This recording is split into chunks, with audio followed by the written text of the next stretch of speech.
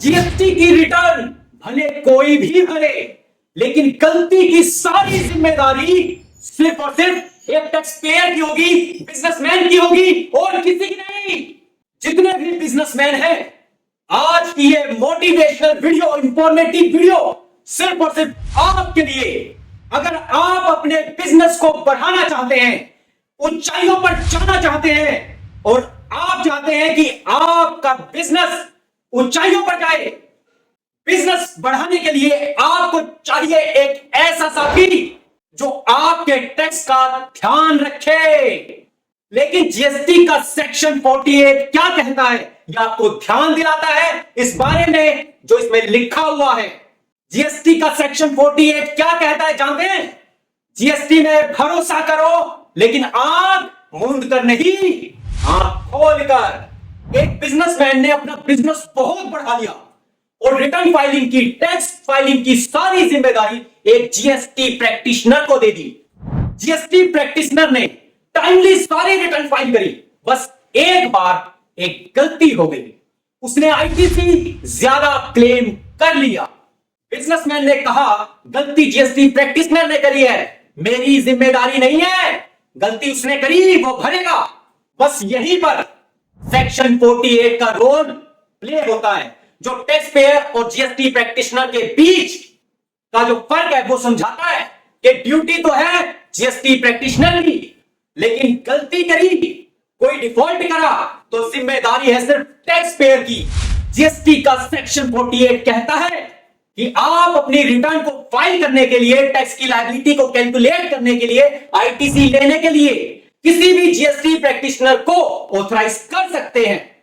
GST practitioner आपके behalf पर जीएसटीआर1, जीएसटीआर3 भी final return, annual return file कर सकता है।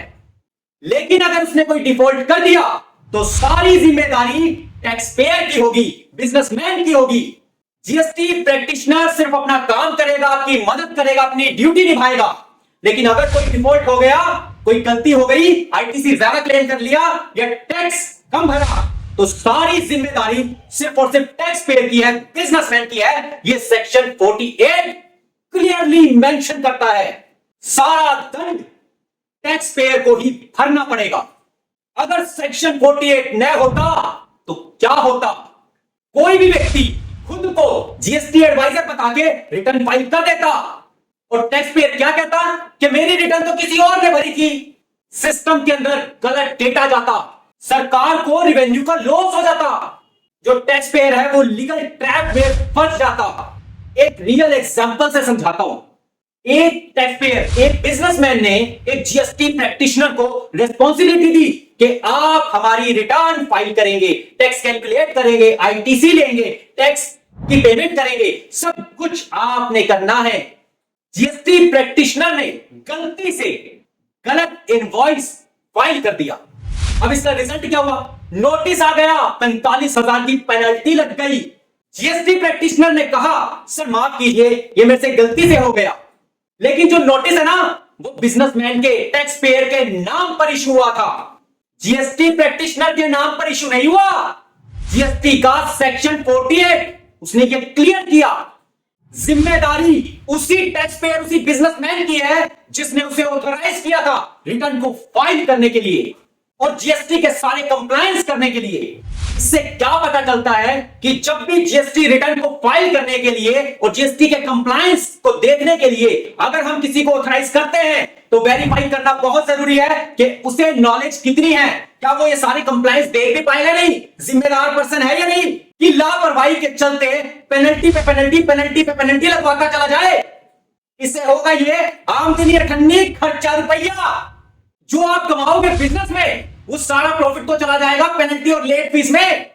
जीएसटी का सेक्शन 48 ये नहीं कहता कि सब कुछ आप करो, बल्कि वो ये कहता है कि जब भी आप जीएसटी प्रैक्टिशनर चुनो अपने जीएसटी रिटर्न और जीएसटी कंप्लायंस के लिए, तो आंख मूंद कर भरोसा मत करो, आंख खोल कर वेरीफाई करके तब जीएसटी प्रैक्टिशनर चुनो।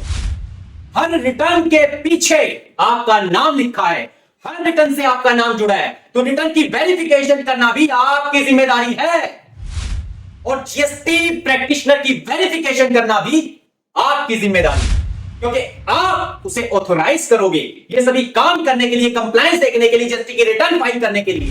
जीएसटी प्रैक्टिशनर आपका पार्टनर हो सकता है, आपका साथी हो सकता है, लेकिन जीएसटी का सेक्शन 48 आपको यह याद दिलाता है आखिरकार जिम्मेदारी आपकी ही होगी।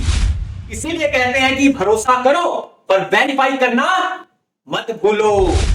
दोस्तों, जीएसटी में आपको कोई दिक्कत, परेशानी, किसी सेक्शन, प्रोविजन, रूल की इंटरप्रिटेशन, कुछ भी पूछना हो कमेंट में लिखिए।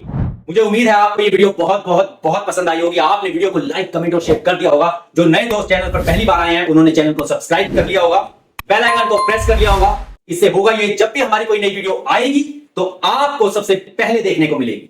वीडियो को आखिरी तक देखने के लिए आप सभी का बहुत बहुत धन्यवाद।